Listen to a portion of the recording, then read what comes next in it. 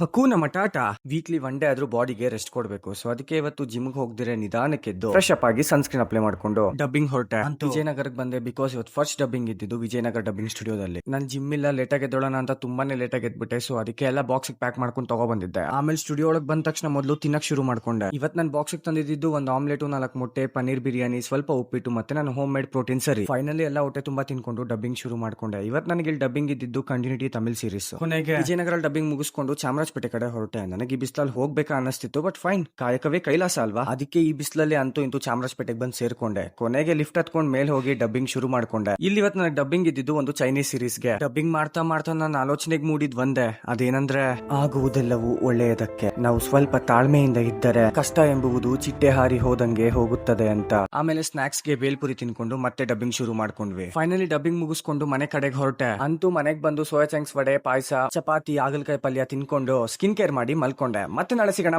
Bye, take it easy.